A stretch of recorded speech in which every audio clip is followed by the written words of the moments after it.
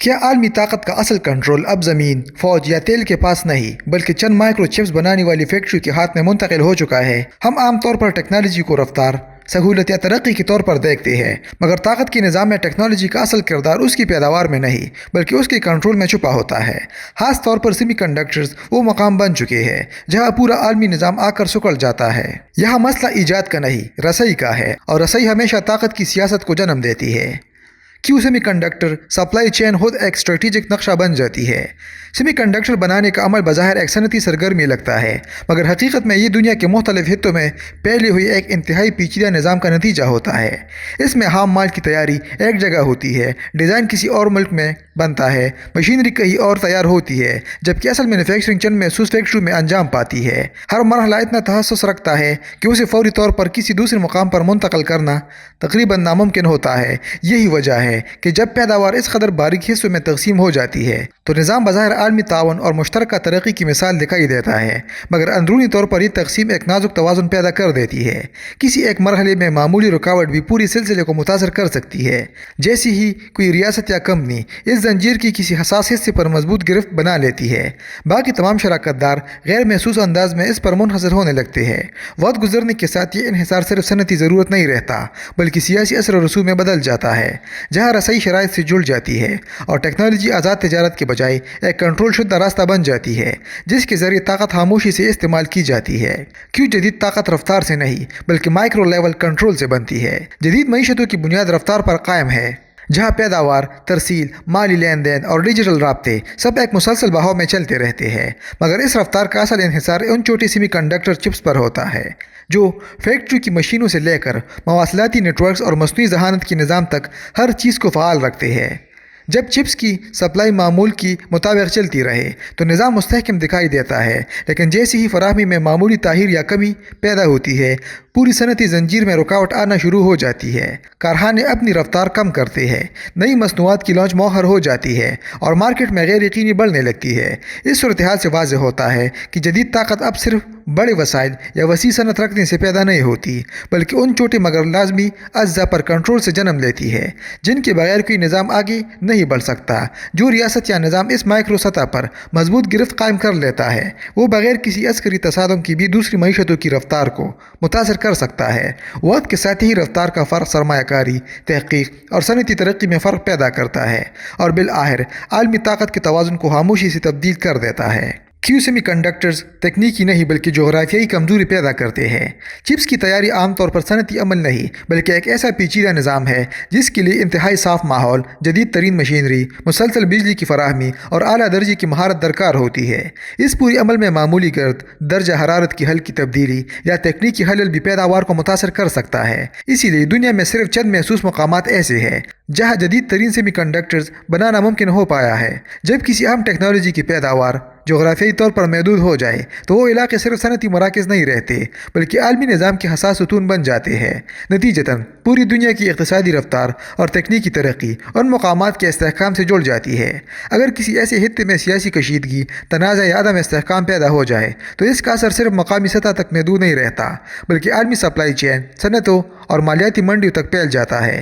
یہی وجہ ہے کہ ریاستیں آہستہ آہستہ اپنی خارجہ پالیسیوں، دفاعی ترجیحات اور سفارتی تعلقات کو انہی جغرافیائی مراکز کی گرد ترتیب دینے لگتے ہیں، کیونکہ اصل مسئلہ اب سرحدوں کا نہیں بلکہ ان مقامات کے تسلسل کو یقینی بنانا بن جاتا ہے جہاں سے جدید دنیا کی تکنیکی رفتار قائم رہتی ہے۔ کیوں ڈیزائن اور مینوفیکچرنگ کی علیحدگی طاقت کو تقسیم نہیں بلکہ مرتکز کرتی ہے؟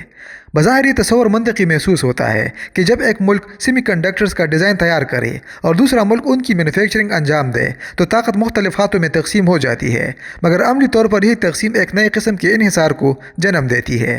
ڈیزائن کرنے والا ملک پیداوار کے بغیر اپنی ٹیکنالوجی کو حقیقت میں تبدیل نہیں کر سکتا، جبکہ مینوفیکچرنگ کرنے والا ملک جدید ڈیزائن اور سافٹ ویئر کے بغیر آگے نہیں بڑھ سکتا۔ اس طرح دونوں فریق ایک دوسرے سے جڑے رہتے ہیں اور مکمل خود مختاری ایک نظری تصور بن کر رہ جاتی ہے۔ جیسے جیسے سیمی کنڈکٹر ٹیکنالوجی مزید پیچیدہ ہوتی جاتی ہے۔ ہر مرحلہ پہلے سے زیادہ حساس ہو جاتا ہے، جہاں کسی ایک لنک میں رکاوٹ پوری نظام کی رفتار کو روک سکتی ہے۔ اس صورتحال میں وہ ریاست یا کمپنی جو سپلائی چین کے سب سے نازک اور ناقابل متبادل مرحلے پر موجود ہو، خاموشی سے فیصلہ کن حیثیت اختیار کر لیتی ہے۔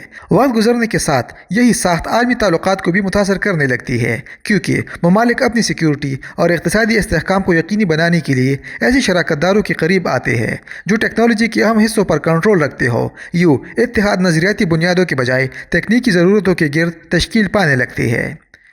سیمی کنڈکٹرز اقتصادی ہتھیار میں تبدیل ہو جاتے ہیں۔ روایتی معاشی پابندیاں زیادہ تر بینکاری نظام، کرنسی یا تجارت تک محدود رہتی تھی، اس لیے ان کے اثرات بالواسطہ اور وقت کے ساتھ ظاہر ہوتے تھے۔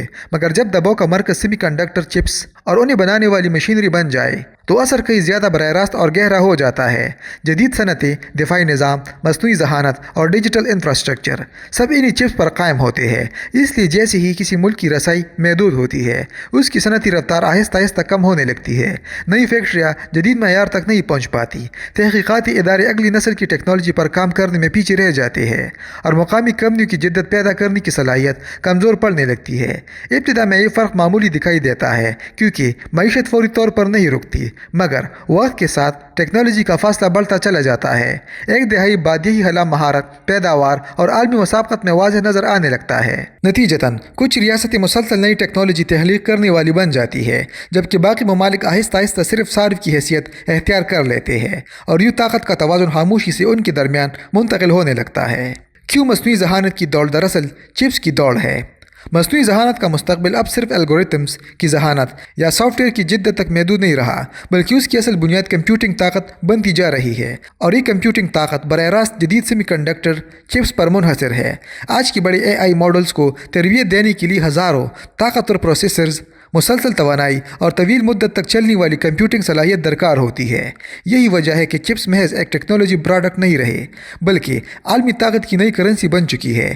جب جدید چپس کی پیداوار چند ممالک یا کمپنیوں تک محدود ہو تو مصنوعی ذہانت کی ترقی بھی غیر مساوی ہو جاتی ہے۔ ایسے ماحول میں وہی ریاستیں تیزی سے آگے بڑھتی ہے جنہیں جدید سیمی کنڈکٹرز کی مسلسل اور محفوظ سپلائی حاصل ہوتی ہے۔ یہ برتری صرف تحقیق تک محدود نہیں رہتی، بلکہ صنعتی پیداوار، خود کار نظاموں، سائبر سیکیورٹی اور جدید عسکری ٹیکنالوجی میں بھی ظاہر ہونے لگتی ہے۔ آہستہ آہستہ علمی طاقت معاشی طاقت میں اور معاشی طاقت دفاعی برتری میں تبدیل ہو جاتی ہے۔ دوسری طرف وہ ممالک جو چپس تک رسائی کھو دیتے ہیں، ان کی اختراع کی رفتار کم ہونے لگتی ہے، چاہے ان کے انجینئر کتنی ہی قابل کیوں نہ ہو۔ محدود کمپیوٹنگ وسائل ان کی صلاحیت کو علمی نتائج میں بدلنے سے روک دیتے ہیں۔ یوں ڈیجیٹل مستقبل میں کامیابی کا انحصار ذہانت سے زیادہ انفراسٹرکچر اور سپلائی چین پر منتقل ہوتا جا رہا ہے۔ سیمی کنڈکٹر انحصار اتحادوں کو خاموشی سے بدل دیتا ہے۔ جب کسی ریاست کی معیشت، صنعت اور دفاعی نظام ایک محسوس عالمی سپلائی چین پر انحصار کرنے لگے تو اس کی خارجہ پالیسی بتدریج تبدیل ہونا شروع ہو جاتی ہے۔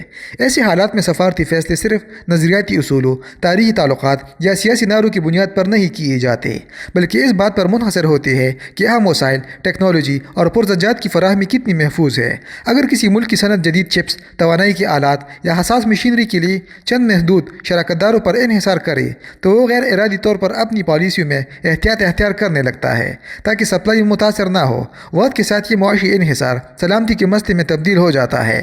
ممالک اپنی دفاعی حکمت عملی کو بھی اسی بنیاد پر ترتیب دیتے ہیں کہ بحران کی صورت میں کون سا اتحادی سپلائی جاری رکھ سکتا ہے۔ نتیجتاً نئے تجارتی معاہدے وجود میں آتے ہیں، پرانے اقتصادی راستے بدلتے ہیں، اور عالمی اتحاد نظریاتی ہم آہنگی کے بجائے ٹیکنالوجی تک رسائی اور صنعتی تعاون کے گرد تشکیل پانے لگتے ہیں۔ اس عمل میں طاقت کا توازن خاموشی سے بدلتا ہے، کیونکہ اب اتحاد میدان جنگ میں نہیں بلکہ فیکٹریوں، لیبارٹریوں اور سپلائی نیٹ ورکس کے اندر بنتے ہیں۔ یوں عالمی سیاست کا مرکز عسکری محاذ سے ہٹ کر صنعتی انحصار اور تکنیکی شراکت داری کی طرف منتقل ہو رہا ہے۔ سیمی کنڈکٹرز مستقبل کی طاقت کو خاموش مگر مستقل بناتے ہیں۔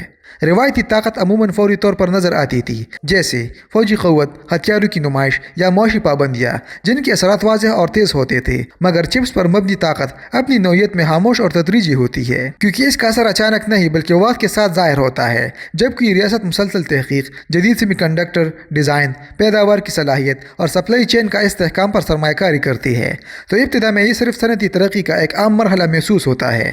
فرق معمولی دکھائی دیتا ہے اور عالمی توجہ زیادہ تر فوری سیاسی واقعات پر مرکوز رہتی ہے، لیکن برسوں بعد یہی مستقل سرمایہ کاری ایک ایسی تکنیکی برتری پیدا کرتی ہے جو بظاہر نظر نہیں آتی مگر ہر شعبے کو متاثر کرتی ہے۔ مصنوعی ذہانت، دفاعی نظام، مواصلاتی نیٹ ورکس اور جدید صنعتیں اسی بنیاد پر تیزی سے آگے بڑھنے لگتی ہے۔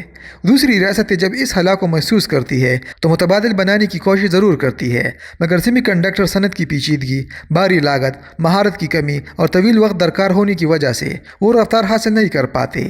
یوں طاقت کا عالمی توازن کسی جنگ یا بڑے اعلان کے بغیر خاموشی سے تبدیل ہو جاتا ہے اور برتری اس ریاست کے پاس چلی جاتی ہے جس نے صبر اور تسلسل کے ساتھ ٹیکنالوجی کی بنیاد مضبوط کی ہوتی ہے۔ اب نتیجہ سمجھتے ہیں۔ سیمی کنڈکٹرز نے طاقت کی تعریف کو بدل کر اسے نظر نہ آنے والے مقامات تک منتقل کر دیا ہے۔ اب کنٹرول سرحدوں پر نہیں بلکہ سپلائی چین کے ان حصوں میں قائم ہوتا ہے جہاں رکنے کی گنجائش نہیں ہوتی۔ جو ریاستیں ان رکاوٹوں کو سمجھ کر انہیں سنبھال لیتی ہے وہ مستقبل کی رفتار طے کرتی ہے، جبکہ باقی دنیا اسی رفتار کے مطابق خود کو ایڈجسٹ کرنے پر مجبور ہو جاتی ہے۔ طاقت اب شور سے نہیں بلکہ خاموش انحصار سے پیدا ہوتی ہے اور سیمی کنڈکٹرز اسی خاموش طاقت کا مرکز بن چکے ہیں۔